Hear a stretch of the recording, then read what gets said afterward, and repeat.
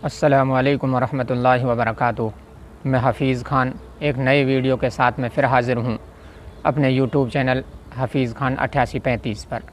मेरे दोस्तों, आज मैं बहुत ही दिलगुज़ार और बहुत ही दिलों को छलनी कर देने वाला एक वाक़या आप हज़रात के सामने बयान करूँगा। और वाक़या बड़ा दिलचस्प भी है और बड़ा फ़िक्रमंदाना भी है कि उस वाक़ये को सुनकर हमें जो है चौकन्ना रहने की ज़रूरत है। उस वाक़ये को सुनकर हमें बहुत ज़्यादा होशियार रहने की ज़रूरत है। हमें अपने बच्चों के ईमान को बचाने की ज़रूरत है। वाक़या यह है कि सन 557 हिजरी की बात है, तकरीबन 1160 या 61 की बात है। मेरे भाइयों, सुल्तान नूरुद्दीन मिस्र का बादशाह था। वो बड़ा इबादत गुज़ार और बड़ा तहज्जुद गुज़ार और औराद व वज़ाइफ़ का पाबंद बादशाह था। जैसे ही तहज्जुद पढ़ करके वो सोने के लिए लेटा और लेटने के बाद में जैसे ही उनको नींद आई तो अल्लाह के रसूल सल्लल्लाहु अलैहि वसल्लम की ख्वाब में ज़ियारत हुई। और अल्लाह के रसूल सल्लल्लाहु अलैहि वसल्लम ने दो आदमियों की तरफ इशारा करते हुए फरमाया कि नूरुद्दीन, मुझे इन दो केरी आँखों वालों से बचाइए, मेरी इनसे हिफाजत कीजिए। तो वो जो है घबराहट के साथ में उठे और वज़ू किया। उसके बाद में नवाफ़िल पढ़े। नवाफ़िल पढ़ने के बाद में फिर जैसे ही नवाफ़िल से फ़ारिग हुए तो अल्लाह ने दोबारा से नींद दे दी। एकदम से नींद आई और फिर सो गए। अल्लाह के रसूल सल्लल्लाहु अलैहि वसल्लम की दोबारा ख्वाब के अंदर ज़ियारत होती है।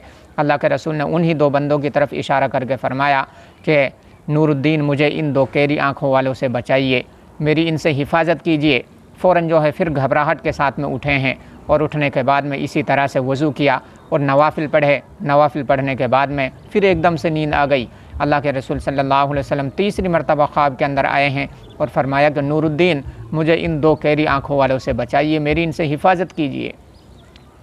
फिर जब आँख खुली है तो घबरा गए और कहा कि अब सोने का वक्त नहीं है, अब सोने की गुंजाइश कहाँ है। अल्लाह के रसूल तीन तीन मरतबा मुझे पुकार पुकार कर कह रहे हैं कि नूरुद्दीन, मेरी इनसे हिफाजत कीजिए।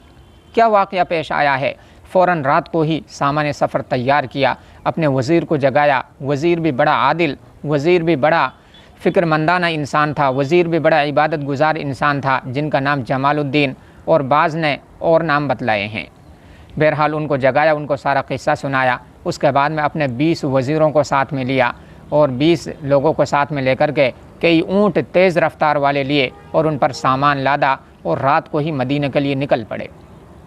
मिस्र से मदीना काफ़ी फ़ासले पर है। 16वें दिन मदीना जाकर के पहुँचे।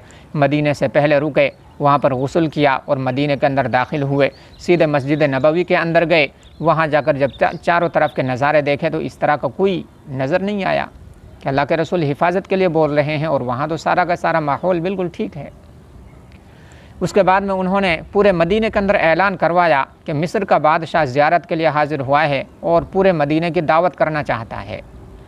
तो लोगों में ऐलान कर दिया गया, पूरे मदीने के अंदर ऐलान हो गया। तो दावत का दिन मुकर्रर हुआ। मुकर्रर होने के बाद में सारे के सारे लोग दावत में आए और दावत के साथ में उन्होंने कुछ वज़ाइफ़ और कुछ तोहफ़े भी उनके लिए दिए। एक एक को तोहफ़ा देते जाते थे और उनको देखते जाते थे, निकालते जाते थे।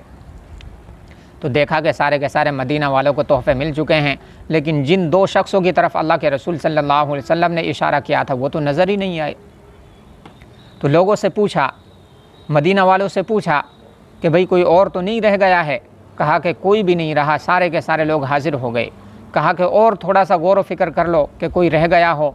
फिर उन्होंने बड़ी देर इसरार करने के बाद में उन्होंने बताया कि बादशाह सलामत, दो बंदे हैं, बड़े इबादत गुज़ार हैं, मगरिबी ममालिक के रहने वाले हैं और हर वक्त हर दिन में जो है रोज़ा रसूल पर पड़े रहते हैं, अल्लाह की इबादत में लगे रहते हैं।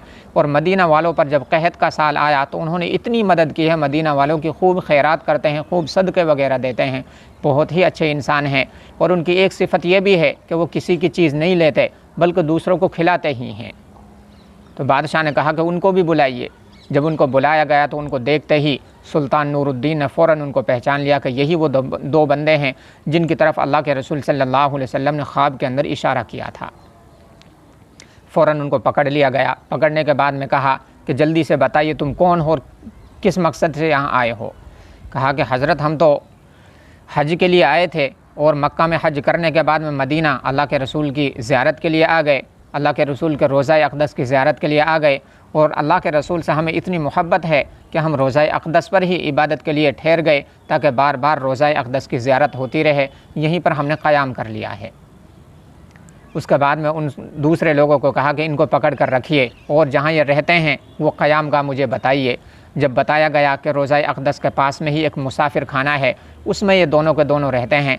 जब वहाँ जाकर के सुल्तान ने देखा, सुल्तान नूरुद्दीन ने वहाँ जाकर के देखा, वहाँ के हालात को देखा, तो उनके पास में बहुत सारा मदद के लिए सामान, खाने पीने की चीज़ें उनके कमरे के अंदर रखी हुई थी। सारी चीज़ों को जब खंगाल कर देखा गया तो कोई भी चीज़ इस तरह की नज़र नहीं आई, कोई शक व शुबा वाली चीज़ नज़र ही नहीं आई। उसके बाद में दफ़ातन एकदम मुसल्ले पर नज़र पड़ी कि जो मुसल्ला बिछा हुआ है उसको उठाकर देखा गया तो उसके नीचे एक बोरी बिछी हुई है और उसके नीचे एक पत्थर बिछा हुआ है। जब उस पत्थर को हटाया गया तो नीचे एक सुरंग है और वो सुरंग इतना लंबा है, जब उसके अंदर दाखिल होकर देखा गया कि वो सुरंग रोज़ा अक़दस तक पहुँचा हुआ है। फ़ौरन जो है उनको बुलाया गया और सुल्तान नूरुद्दीन गुस्से में आकर के उनको मारना शुरू कर दिया और उनको मारते रहे और उनसे पूछते रहे कि तुम किस मकसद से यहाँ आए हो, सही सही बताओ। जब उन्होंने देखा कि बात जो है जल्दी से ख़त्म होने वाली नहीं है, जो है मामला इतना आसान नहीं है कि इतनी जल्दी सुलट जावे, मेरे भाइयों, फिर उन्होंने हकीकत बताई। हकीकत क्या बताई कि हम दोनों के दोनों नसरानी हैं, ईसाई हैं, ईसाइयों ने हमें भेजा है और हमें बहुत सारा माल और दौलत दिया है और बहुत सारे माल और दौलत का हमसे वादा किया है। इसलिए दिया है कि अल्लाह के रसूल सल्लल्लाहु अलैहि वसल्लम का जो जिस्म अतहर है उसको चुरा करके लाया जावे। मेरे भाइयों, इस तरह की साजिशें ईसाइयों ने की हैं और ये पहले से चली आ रही हैं। लेकिन उधर जो है सुल्तान नूरुद्दीन रोते रहे कि अल्लाह, आपने, अल्लाह के रसूल और आपके नबी ने मुझे इस खिदमत के लिए मुंतखब किया है। फ़ौरन उस सुरंग को जो है मिट्टी उसके अंदर भर दी गई और उसके बाद में रोज़ा अक़दस के चारों तरफ इतनी गहरी खाई खोदी गई कि नीचे से पानी निकलने लग गया। उसके बाद में उस गहरी खाई को चारों तरफ से जो है रांग और शीशे से भर दिया गया ताकि कोई इस तरह की हरकत ना कर सके। मेरे भाइयों, ये ईसाइयों की पहले से साजिशें चली आ रही हैं, आज भी चलती हैं कि वो बच्चों के लिए उन्होंने इस तरह के कार्टून वगैरह बना रखे हैं कि हमारे बच्चे जब उनको देखते हैं, किसी का कान इतना बड़े बड़े हैं, किसी की नाक इतनी बड़ी है, किसी का पेट इतना हल्का है, उसके बाद में जब दज्जाल निकलेगा तो वो भी कुछ इसी तरह का होगा और बच्चे उसको देख कर के बजाय दुखी होने के और उससे बचने के उससे खुश होंगे कि ये तो फ़लाँ जैसा है, क्योंकि कार्टूनों के अंदर देखते हैं। इसी तरह से उन्होंने मोबाइल चला करके हमारे साथ में साजिश रची है। नफ़े हैं वो अलग चीज़ है, लेकिन मेरे भाइयों नुकसान इतने ज़्यादा हो गए कि हमारी आखिरत को और हमारे नौजवानों को तबाह और बर्बाद कर दिया इस मोबाइल ने। कैसे तबाह और बर्बाद कर दिया कि पहले जब घरों से कुरान की तिलावत की आवाज़ें आया करती थी वो बंद हो गई, मस्जिदों के अंदर से रोने की आवाज़ें आया करती थी वो बंद हो गई। रमज़ान के अंदर हमारे नौजवान, बच्चे, बूढ़े सारे के सारे इबादत के अंदर और सारे के सारे कुरान करीम की तिलावत के अंदर लगे रहते थे।